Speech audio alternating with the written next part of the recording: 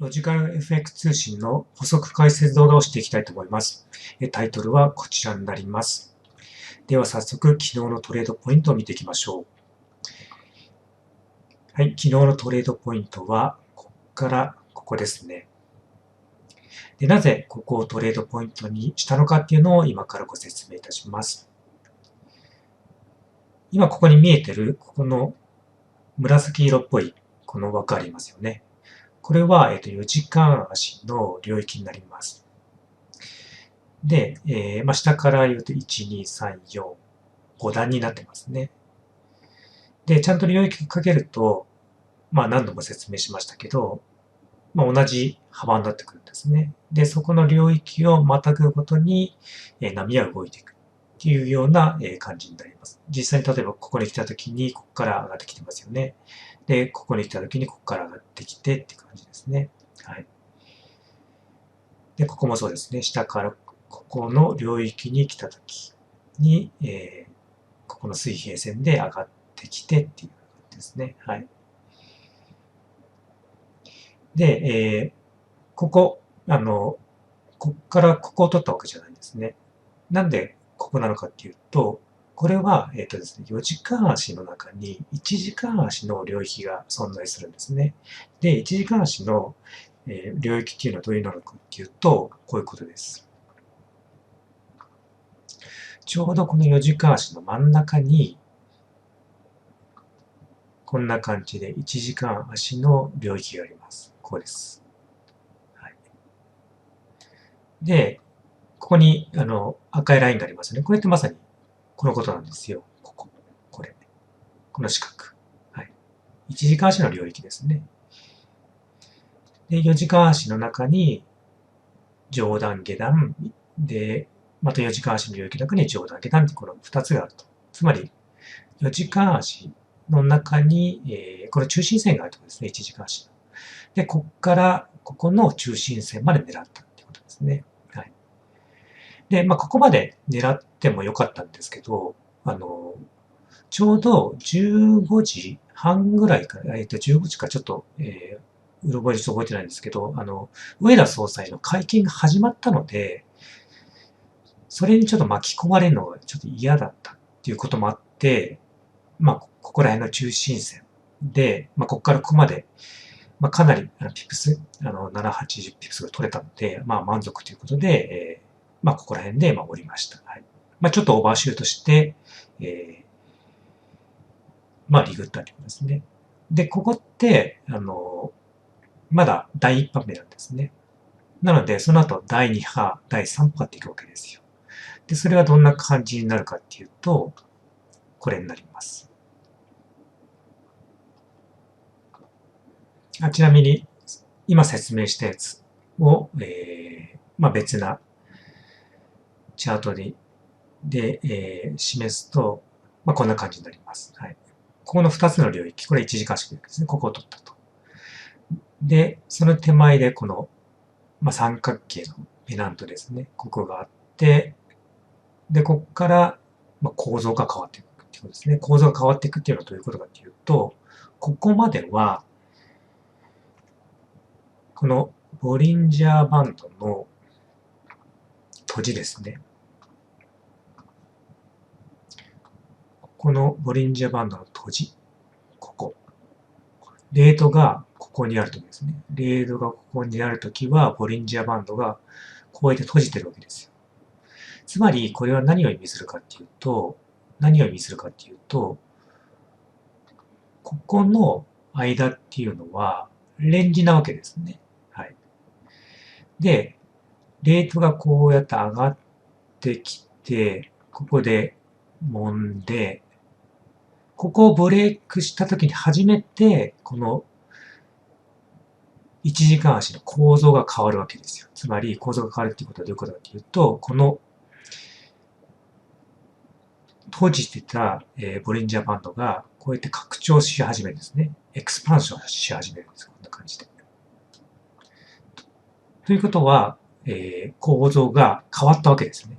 レンジからトレンドへと構造が変わったわけですね。ここをブレイクすることで。ということで、ここからここを取ったということですね。で、もう一旦ここが構造が崩れちゃうと、このエクスパンションはずーっと続いていくので、基本的には、ここの波ですよね。こっから、第1波、第2波、第3波みたいな感じですね。第3波みたいな感じで、行くっていうことですね。第4波も行くんですけど、相当波が強くないといかないので、第4波っていうのは、そんなに期待はできないですね。はい。1日の常識的な伸び率があるので、それって大体第3波ぐらいなんですね。なので、そこぐらいですよね。はい。で、生徒さんなどは、ここはちょうど15時ぐらいなので、生徒さんとか仕事をされてる方がいますよね。会社員でサラリーマンとかで。なので、ここはチャートを見られず、家に帰ってきた時に、この第2波とか第3波っていうのを取ったっていう報告を受けています。はい。で、そこはどこなのかというと、これですね。私が取ったのは、ここです。こっから、ここの、第一波ですね。ぐらい。で、その後、今度はここの領域ですね。ここの領域で、波がレジサポして、こっからここぐらいを取った人。はい。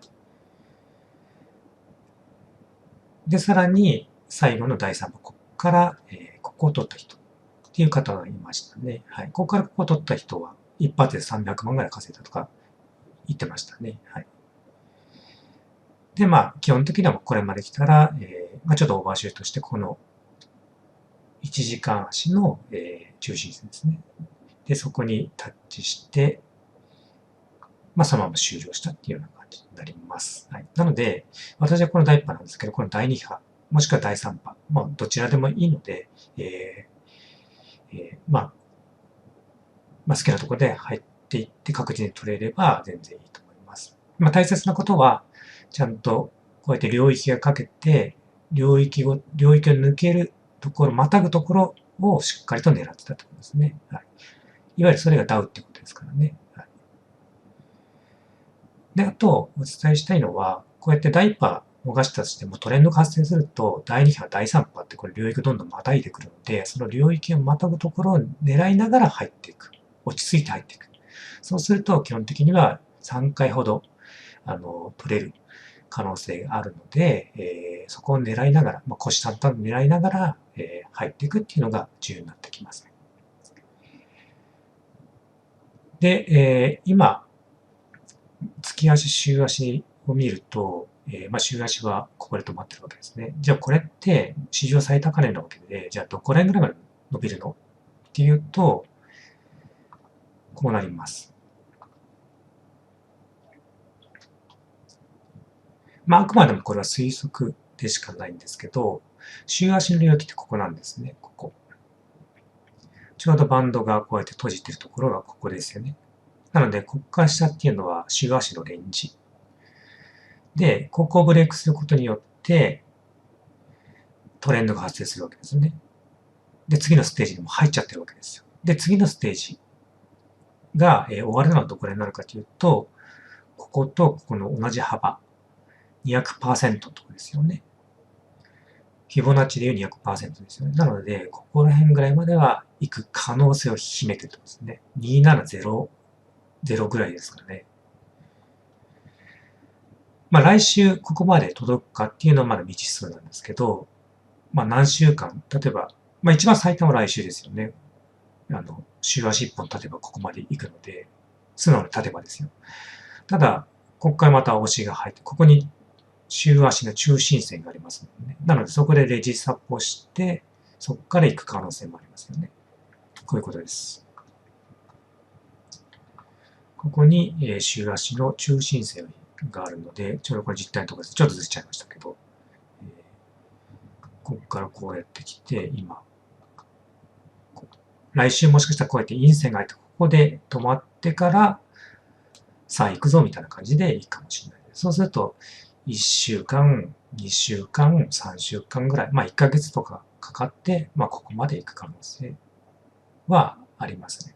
そのぐらいのタイムスパンですね。早ければ、そのままこうやっていっちゃうんですけど、基本的にはリストアップして入ってくるので、その間週足が何本も経つ、3本ぐらい経つわけですね。なので、3週間ぐらいとか、1ヶ月ぐらいですかね。で、ここまで行く。っていうことは予想されますね。はい。あと、ここの間に、これ中心線じゃないですか。さらに、中心線がここにもあるので、他の軸の4時間足とか、ところですね。で、一旦、これがこうやって当たって、ここで切って、で、ここで押さえられたら、また下に行って、ここの中心線がありますよね。で、ここから復活してきて、こうとか、こうですね。いわゆるカップハンドルができるわけですね。はい、